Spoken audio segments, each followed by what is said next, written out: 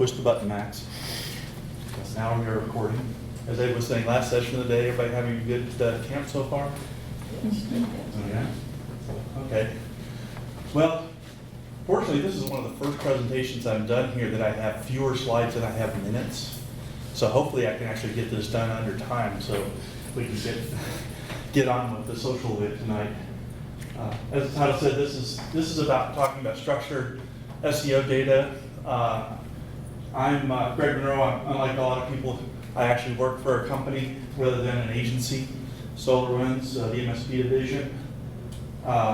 And legal says I have to say these are my views, not theirs. So I'll do that. I've been doing Drupal 14, 15 years now, since Drupal 6. A lot of different issues and patches, a couple of modules I look after here and there. I got involved with structured SEO data pretty much 4 or 5 years ago when I was working at a company that looked after the dukehealth.org site. So a lot of my examples will be from that. In my current job, we actually have kind of an as time available project to implement that. So, but as far as kind of the overview of the talk, I'm going to try to go through some, why you want to use it, theory behind the data, brief history, and then get into kind of like actually, some how-tos and how you would do it inside Drupal in there. So that said, figure out how to get. So, why use structured data? Well, the number one reason is to improve your SEO. And it's because search engines, with structured data, search engines understand your content better. And ultimately that ends up with, your better search results. Nowadays, there's a combination of search, of social graphing, and the search engines like Google will give you customized or targeted search engine results pages. So if you're looking for a product, you may see a product tab at the top.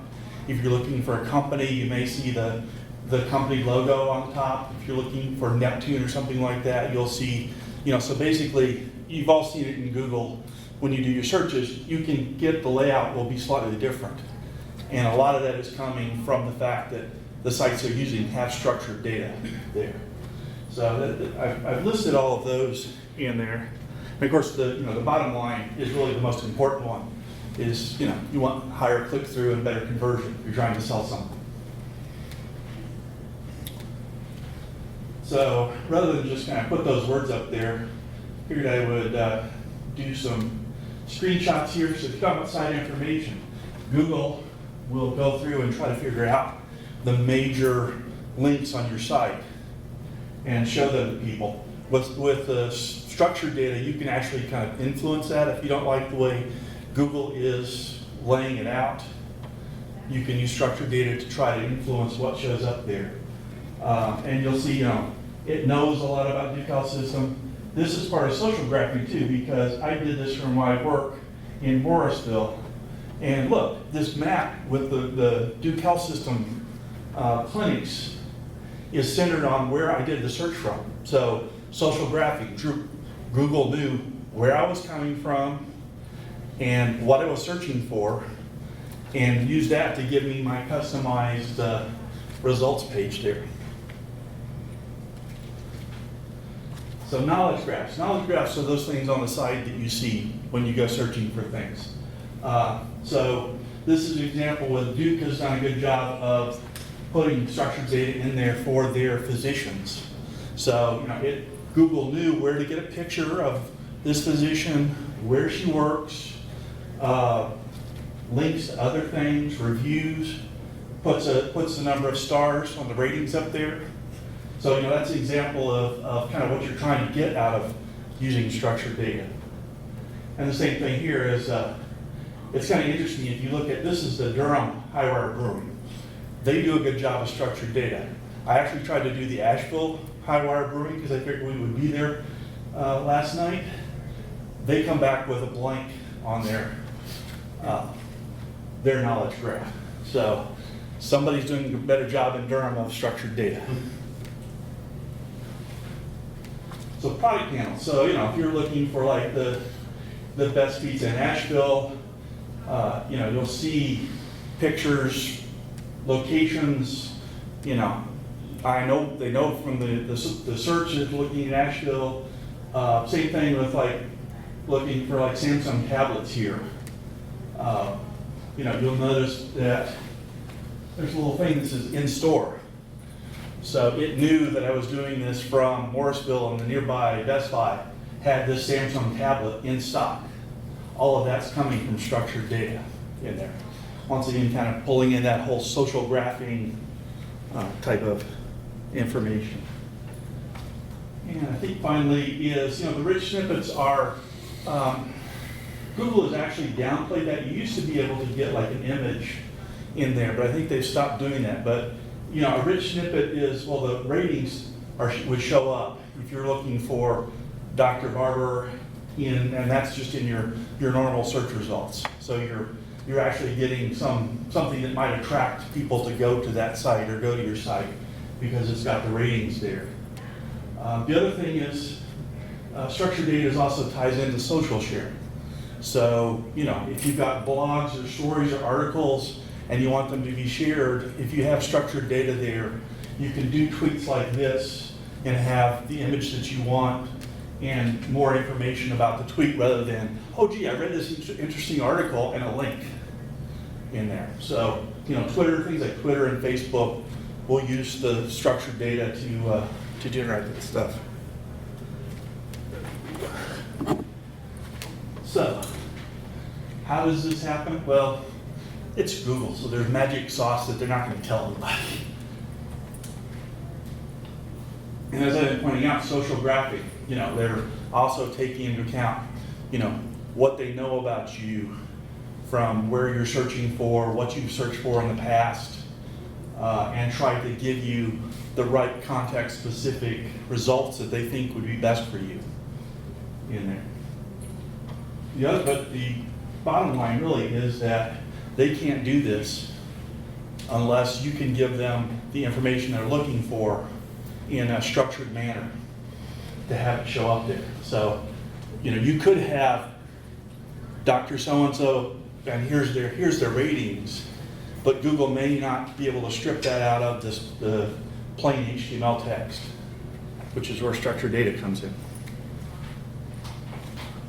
So what's the definition? I've been saying structured data. You know, well, basically this is where I stole it from, I think maybe the schema.org site, but you know, web pages are free-form text. Humans can read them, machines have a hard time.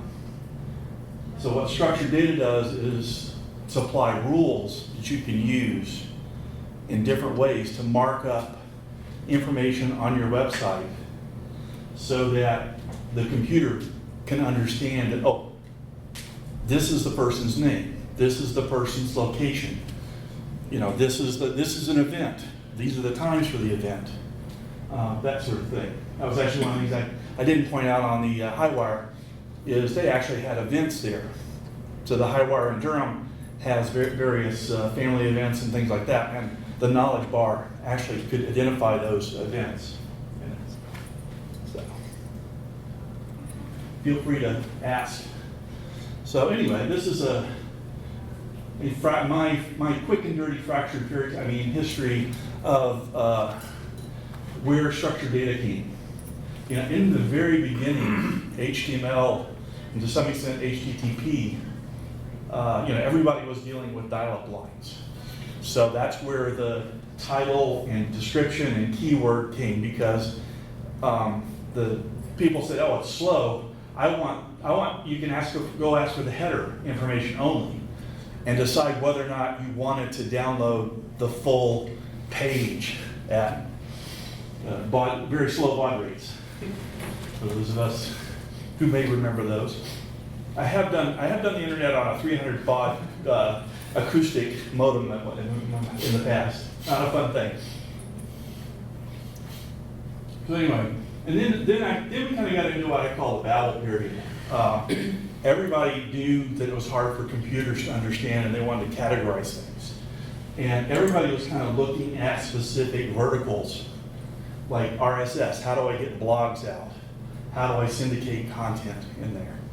You know, RDF and RDFA were more kind of like tagging mechanisms without really kind of structure in there. Facebook got into the business with Open Graph in there. You know, there's vCard, H calendar, iCal you still see when you get stuff in your emails, Twitter cards, and there's just, you know, it was battle. And the trouble was a lot of people wouldn't use it because they didn't know which one to use in there. So Google, Bing, Yahoo, and I think later on Yandex, I forget got together and said, look, we're the consumers of this stuff. We need to standardize this. So that's when they formed Schema.org. And what Schema.org, we'll get into that later, but basically Schema.org is this unified way to mark up the data and a way that it's set up to be open source and extendable. People can add extensions to it. It's growing, it's a complex thing. So, I said I'll talk more about it. So, as I said, it's a collaborative community activity and to promote schemas for structured data. It does not definitely tie you to specific ways of adding it to your page. It kind of limits them to 3 recommendations of RDFA, microdata, and JSON-LD. Basically, Google and I think Bing and some others have said, we will prefer JSON-LD versus the other methods, which actually, as I get into the implementation of this, makes life so much easier in there. So, you know, the vocabularies cover all sorts of entities and relationships and actions that can be, you know, they can be extended, like I said before. And if you go out to the schema.org, you will be able to see the thousands of ways that they do this and get some information on what it's all about. So when it says schemas, what are schemas? Well, schemas are basically a set of types or classes. So you can say, oh, I'm defining an organization. I'm defining SolarWinds or DukeHealth.org. That's an organization. Or you have stuff like website, web page, location, place. If you can think about, if you can think of any way of categorizing stuff, schema.org has probably a good handle on it, unless it's something really, really odd in there. So, and these types are basically arranged in hierarchies.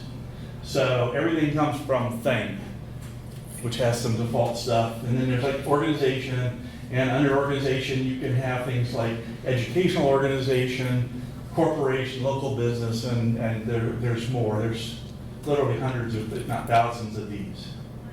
And so each of these types has a set of properties. So an organization may have an address or a contact, basically places to contact it. So like, who do you call for sales? Who do you call for customer support?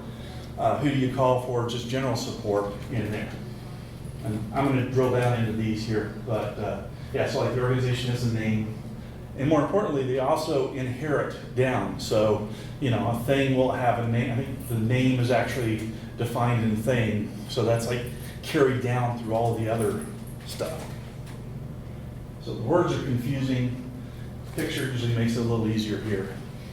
So, you know, you think about, you've got a thing. And a thing can have, this is not all the categories, these are the more common categories. Creative work, that could be a book, that could be a web page, it could be a translation of a web page, you know, events, organization, person, place, product. And I've just expanded organization with the major categories in there, like corporation, educational.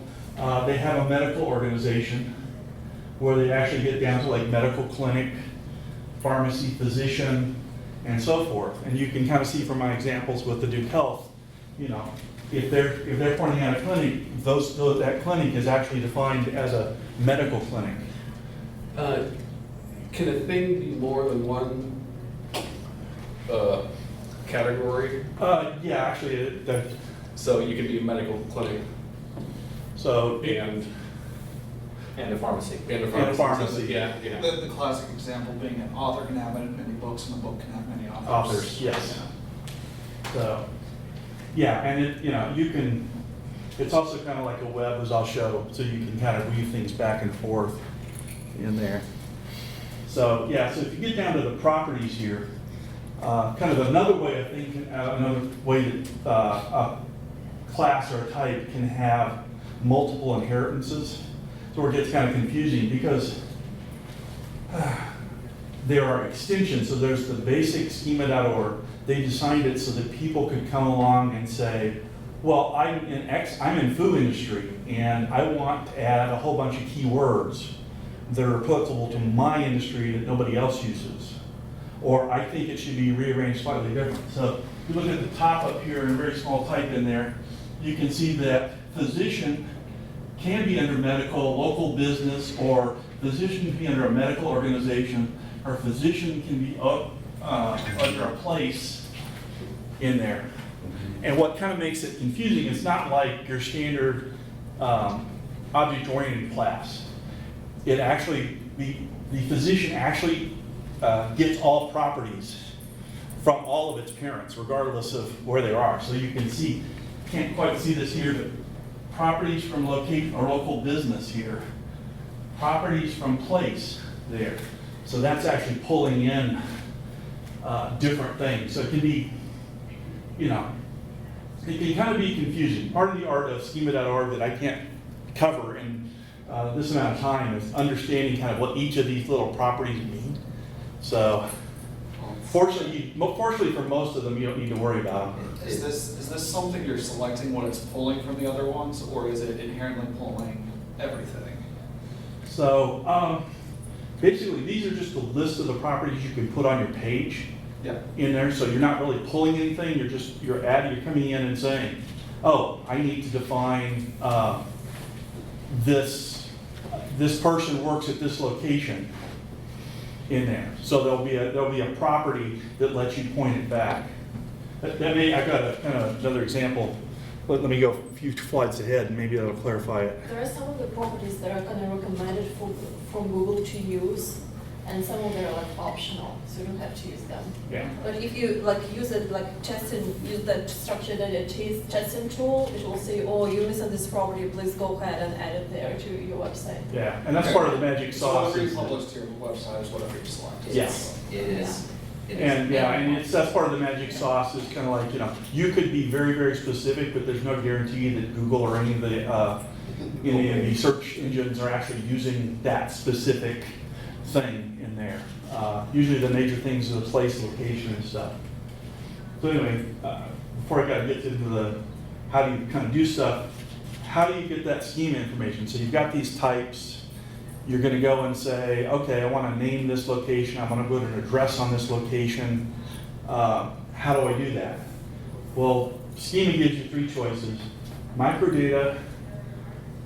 I'll jump to the end of it and then go back. The one you want to deal with is JSON-LD because that's basically all the major search engines are now using that. Microdata basically means you're going to add attributes and put span tags around your text, which is very hard to do in Drupal unless, if you've got content, people putting in stuff, they're not going to remember to tag it and put spans and all that stuff in there. Is that like something? Yeah. Is that something you could use? Like, RFDA is kind of the same thing. it's like field specific tagging basically?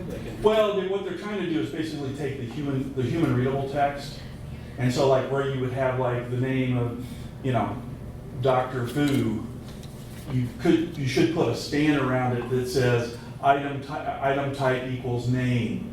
And then that would be inside like a div that said item type equals person.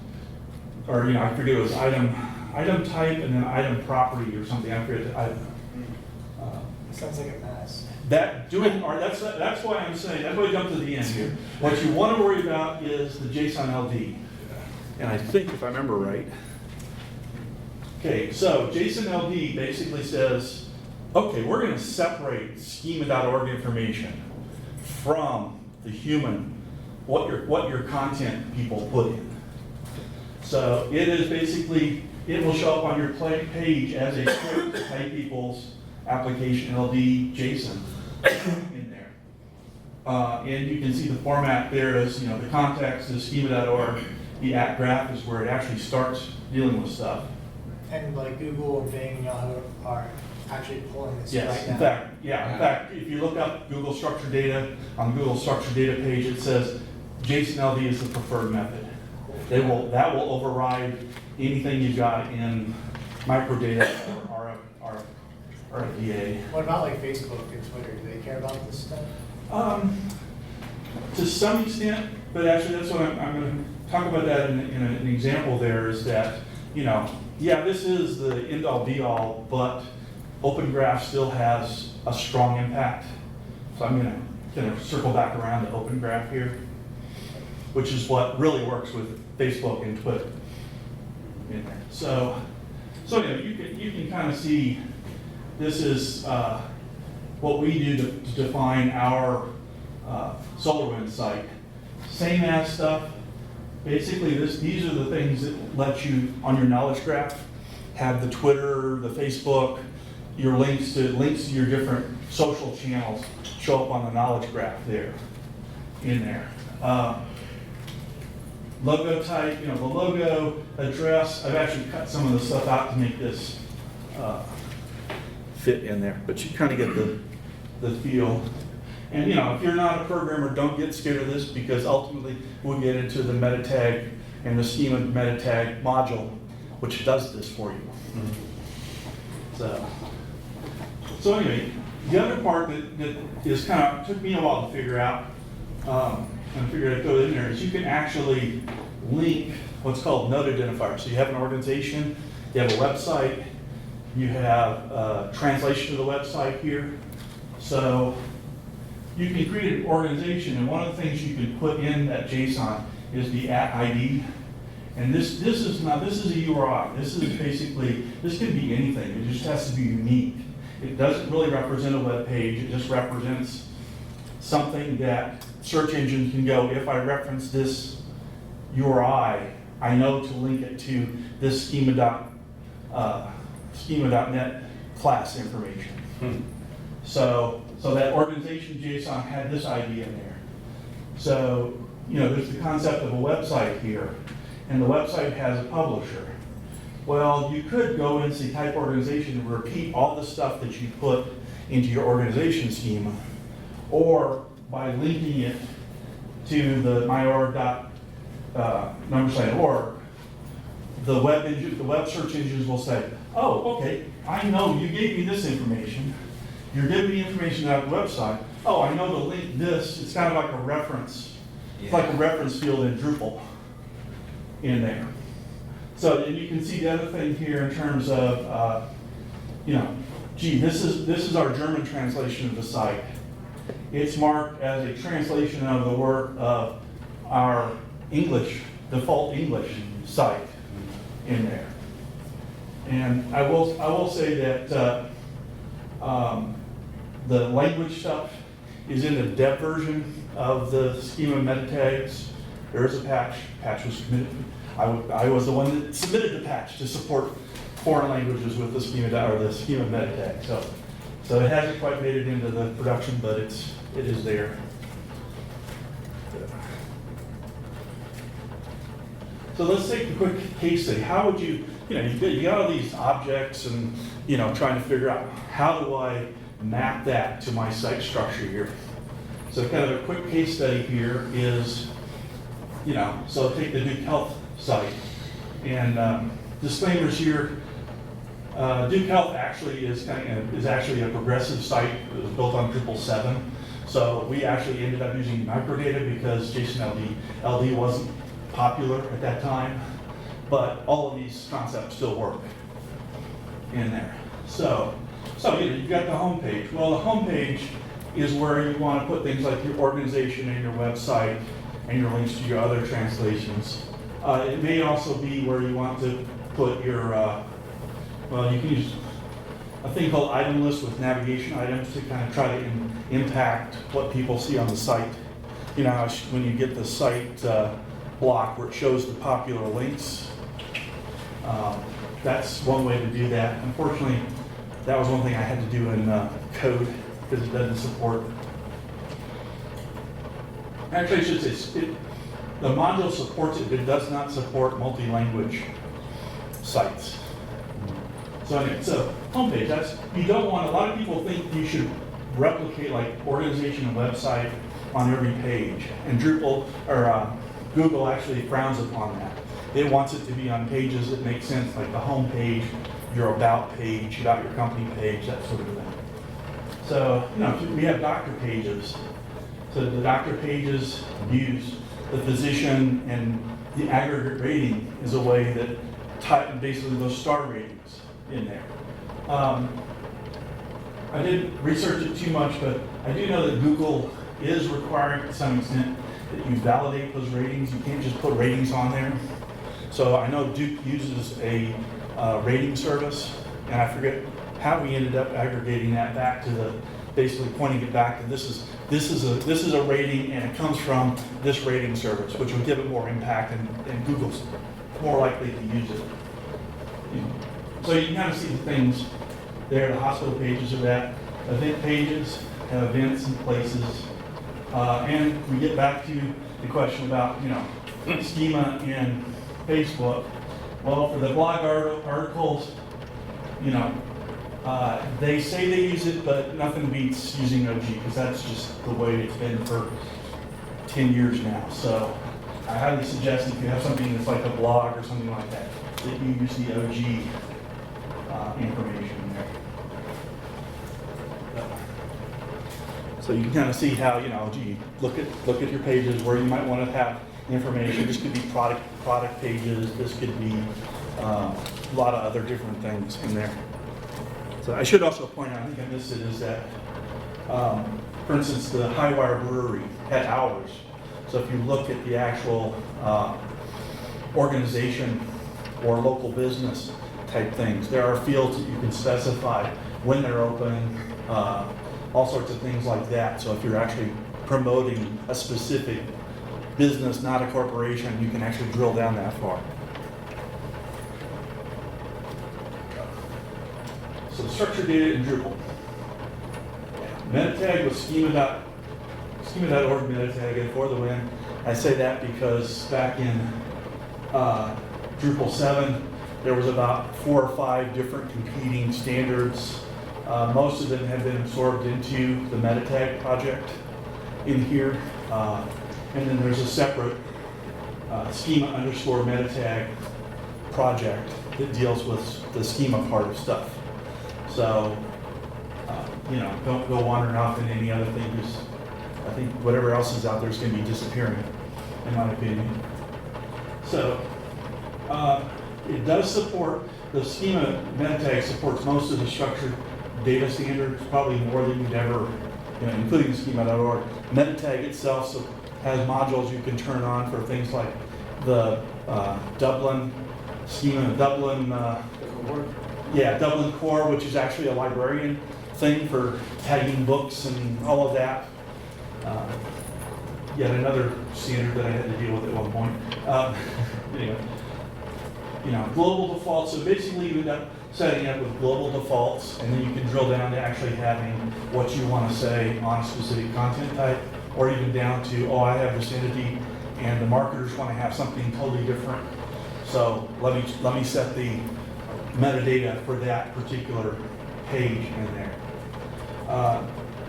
Has pretty good internationalization support. We've got 6 different languages on our site, so I can attest that does work really good in there. The other thing that's nice is it does have view support. So if you have like aggregate pages or landing pages, you can actually go in and set metadata in there. So, quick steps to setting it up. Add the Metatag module. Decide what sub-modules you want to enable. I generally do Open Graph Views, Schema Metatag, Website Organization. And if you're doing products, you might want to do the products. If you're doing people, you might want to do the people. I do have some more.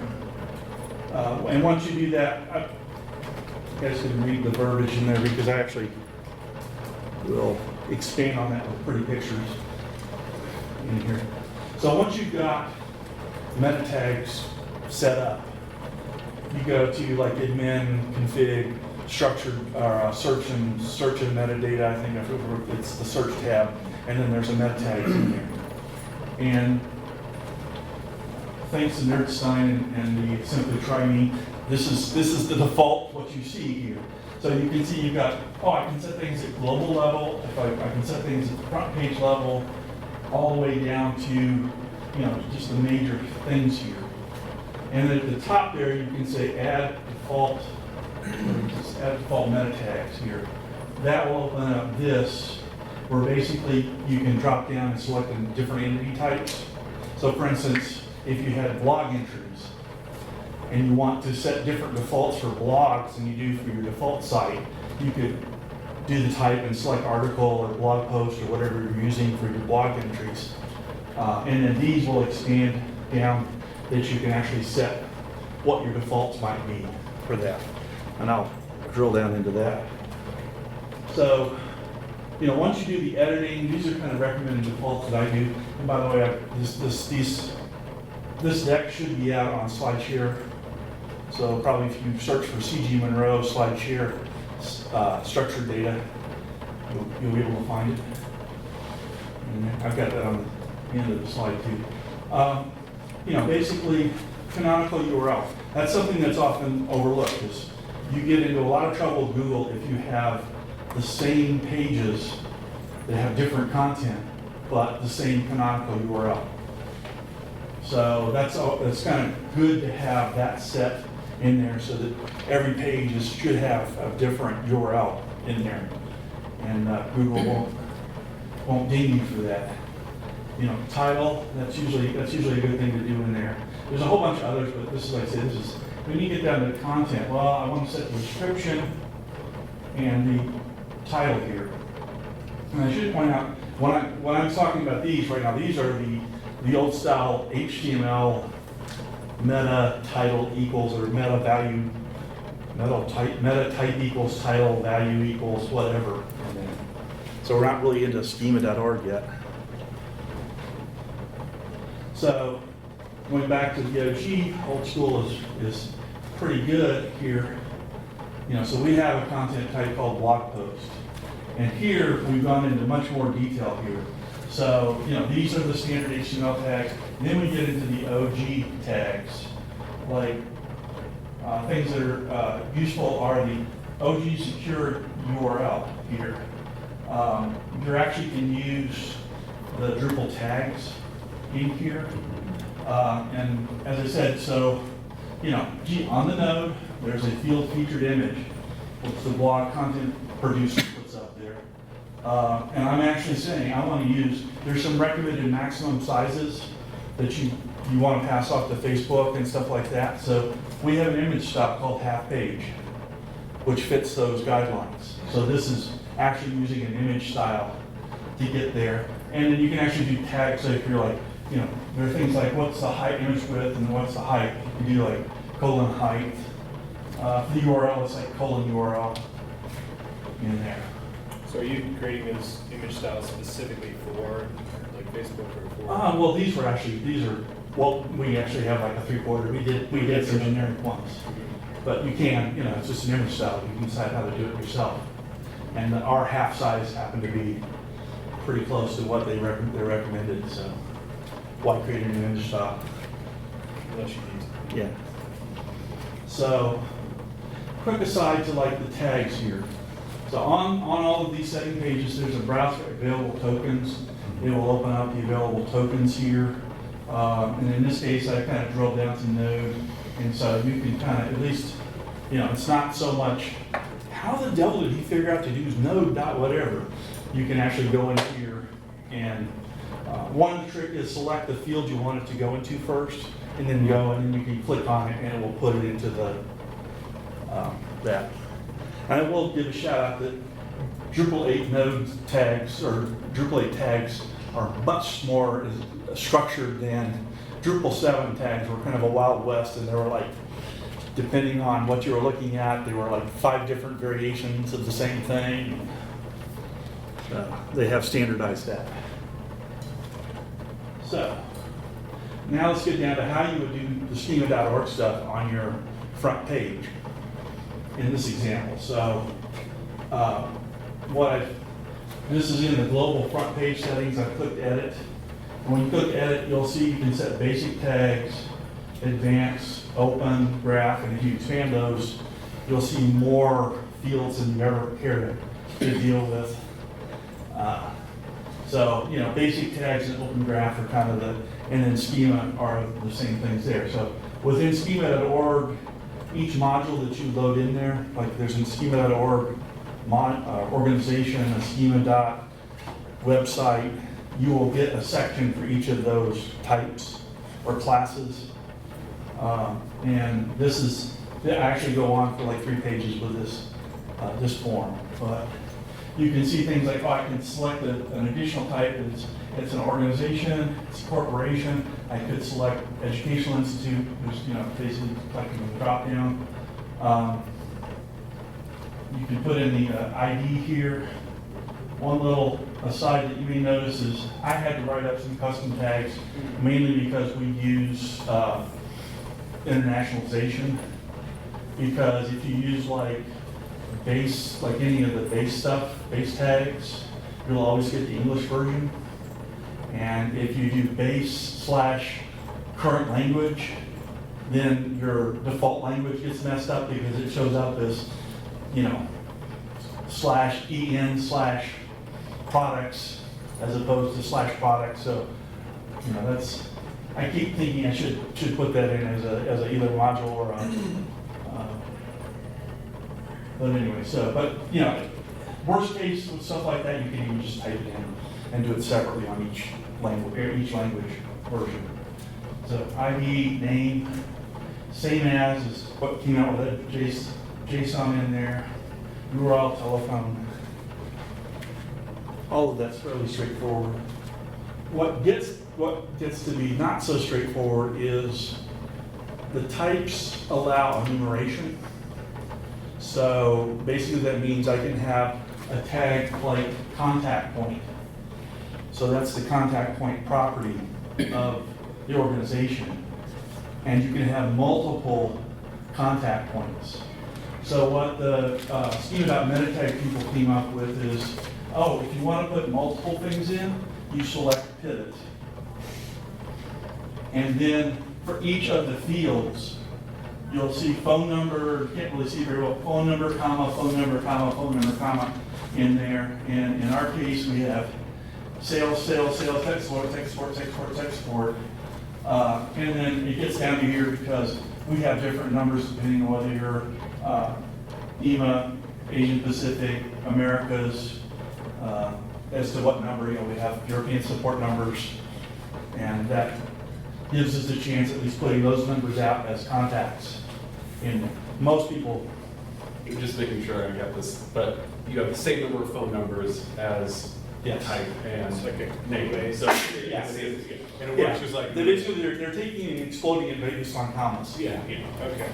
So, a more typical thing, you might, for a more typical like regional business, you might have like, here's the number for sales, here's the number for support, here's the number for general inquiries or office type thing in there.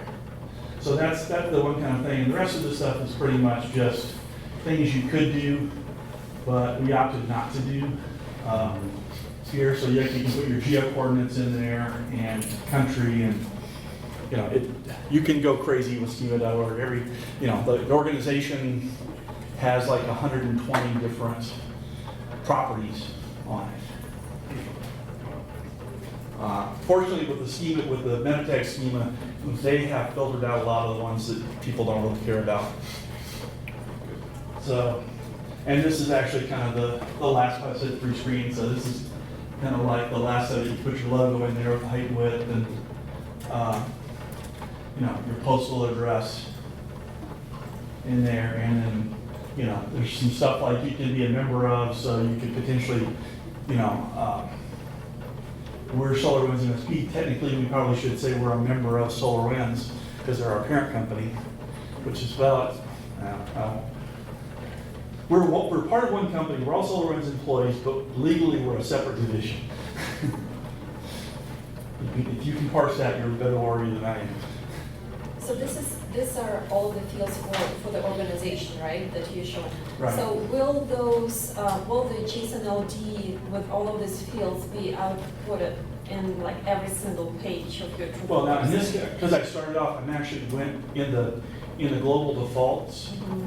I'm actually editing the front page global defaults here. For the front page here? Yeah, Okay. so, Mhm. and you know, I think for the blog post, I was editing it for just the blog post, so that would be duplicated on any blog post page, all the OG tags that I put in there. So when, for example, from the blog post, you're referencing to the organization, will it actually go to the front page to look for all of this, or you have to output this information on the blog post as well to make the reference work? No, that's why you don't need, that's what the ID URI is. Uh-huh. You know, Drupal will come and scrape your home page, and in its system, it will say, oh, according to this, there's an organization that has mysite.org, a URI of mysite.org/organization.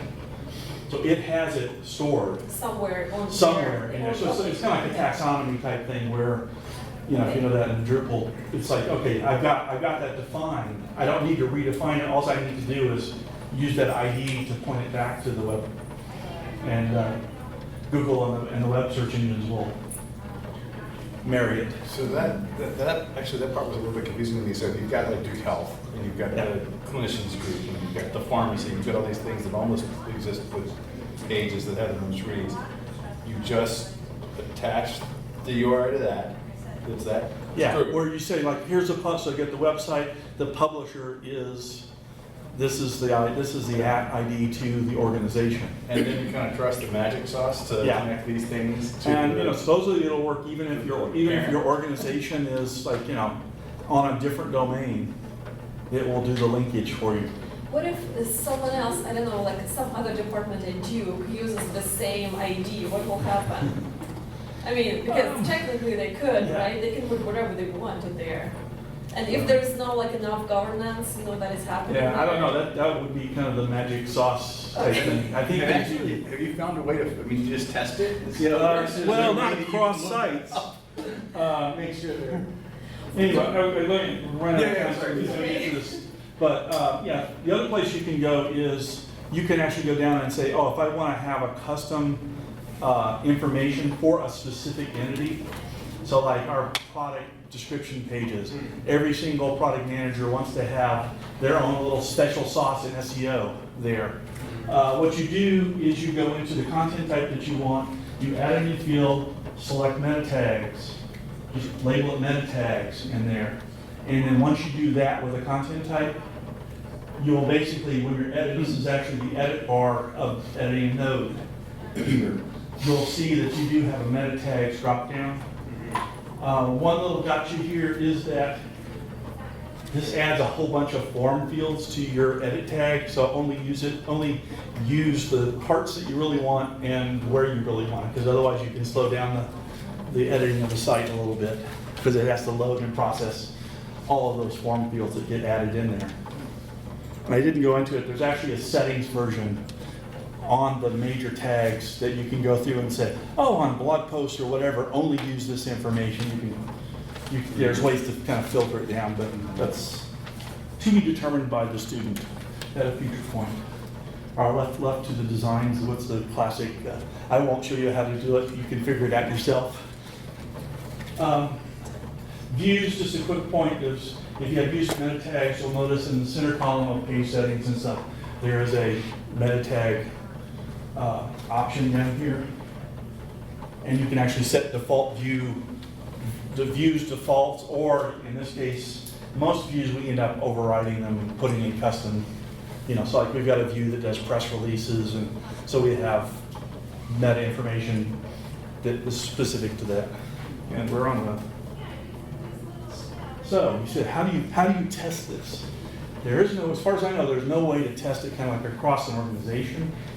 Though I did see some people were talking about tricks you could do as Screaming Frog to kind of take URLs and then have it run through Google's testing tool in there. So, but yeah, Google basically has a structured data testing tool in there. This is an example of the output where I've actually scrolled down and you see the, this is the HTML or the header, and then there's a application LDAP JSON in there, and then it's hard to see on the screen, but you can see what it parsed. And if there's errors, you'll see that it'll show you that there's warnings, things that should be set that aren't in there. So OG validation is also something that's good to do. Facebook has a tool to debug that you can go and make sure that you're getting the right image and things are working well with your OG in there.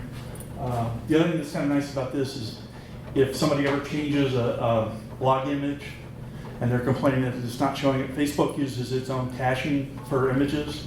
If you go to the debug tool and test the page, it will re-scrape the page. So you can actually force Facebook to update. That's happened a few times in there.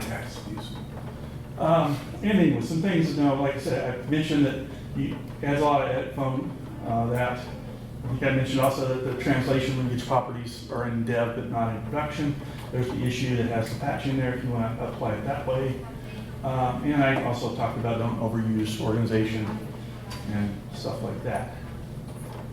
So, quick glimpse into, well, there are some things you can't do. You find things in this case.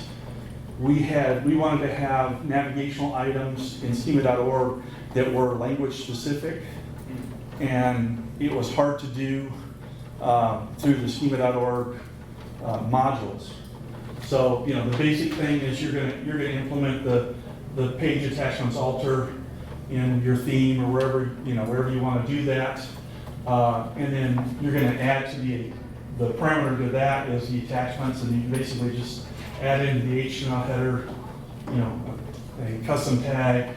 Here are all the types, and in this case, this just, I actually have a separate module that generated all the stuff just to keep it clear in there. So that's just pointing people in the right way if they have to do code here, not how to produce your JSON river.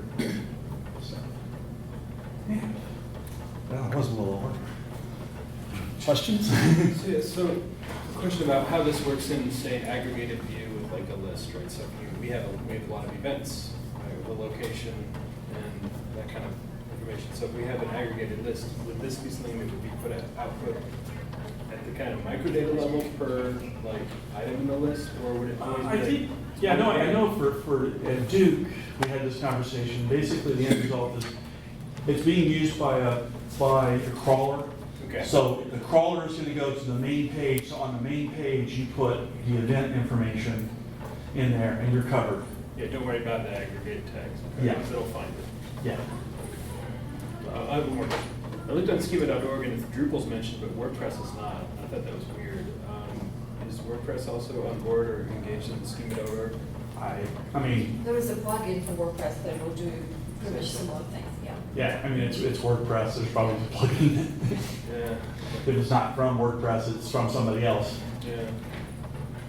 So, We were loading the meta, we want to use the schema.org fields on our Drupal build or migrating over, but an issue that we've run into was that with the amount of, when we're adding different fields or this different naming conventions to our different pieces of content, it was slowing down the content editor admin. Is that a common issue? And how do you find that balance between labeling stuff but not making it so it takes 10 seconds for a field? yeah, that's a little bit of the art in the sense of, one of the things you can decide is, do you need to have entity-specific metadata? Or can you set it, if you set it at the global level, but don't add that meta tags to the content type, it's not going to show up, editing content's not going to know anything about the metadata in there. The other thing you can do is, like I say, there's the settings. There's when you go to the meta tags page and config, there's a tab called settings. Yeah, And you can actually go down and, so like, you might say, oh, for the blog post, I don't want any schema stuff. So you Yeah. can actually go and disable the schema yeah, stuff. that's what we had to do. I'm guessing that the workaround for that would be like if you say we're publishing, I guess the solution, one of the solutions for that would just be creating another content type instead of adding multiple different types of schema for it. Yeah, or only add the stuff that, like you say, you don't have to add all the content types at the global level. Yeah, So like, you know, you could say, oh, well, all my about pages, my press pages, you know, there's whole sections of the site which probably the default would handle yeah, in there. And, yeah, you know, the other part too is that this is all about like what you have to fill out, but then you really have to have a content team or encourage your content team. So like, oh, we had to go back and we have like these little guidelines for doing content for different pages and stuff like that. And we've added in meta description, meta tag, you know, some of the key stuff so that they have. And our SEO agency has been working with content people so that they know that, you know, in the description, sometimes you can get, you know, if you're trying to push certain AdWords and stuff like that, you can still have a valid description that may not read quite right, but it basically slips in those keywords so you get a better SEO in there. yeah. You know, Are those, yeah, that's why the SEO guys get big bucks, because, you know. yeah. Are those different meta fields in the schema.org rendered in the form display for a content type, like individually? So if I had a schema.org for a recipe in there, would it display as a recipe or would it display as metadata? Because I can see the application for making editable, you know, to override certain things, but if I have a field in the content that could serve as a purpose and I just have it just use the token, can I hide certain fields in the schema.org fields from the form display? I think you can only hide things at the kind of, At the setting level? at the setting level. Yeah. I may be wrong on that, but Yeah. I know for a fact you can do, like, you know, you can say, oh, well, I don't want to show organization and website on my recipe page. Yeah. So you can mix those pages, or those sections. Yeah, I'm just thinking, again, I go back to the recipes, we have a large content repository of recipes, and if I've got cooking time, for example, you don't need two places to enter that, Yeah. and there's gonna be no need to overwrite that. So, Yeah, because you can choose pretty much any field that you create and put it into the meta tab. Right. As a topic, right? Is Yeah, that- and I wouldn't want the content person to be able to override stuff, and No. if it's Well, slowing you that just- down. Yeah, what we did, you know, we just disabled on the permission level, you know, access, you know, for regular users, because Yeah. first of all, it will slow your site like significantly. If you don't want your users to go to the meta tag and change the value. Right. They should do that in a regular field, you know, when they say like it's like, you know, 60 minutes to make. That's it. That's all they have, access to a regular field, and then it will take the token and put it into the meta tab. Would it still slow that down, that content editing down? for the- No, for the if user? you disable access, like they will not even see that Yeah. that option yeah, at so it all. doesn't render the Yeah. stuff. Oh, that's good. Yeah. All right. Yeah. So, This is very. yeah, I mean, a lot of it depends on your organization. Like on our side, the content, we can't change content. The content people have to change content because they have to send it through legal to get it approved so that we can. So, okay, well, I guess that's it. I'll stop the few more questions. Thank you.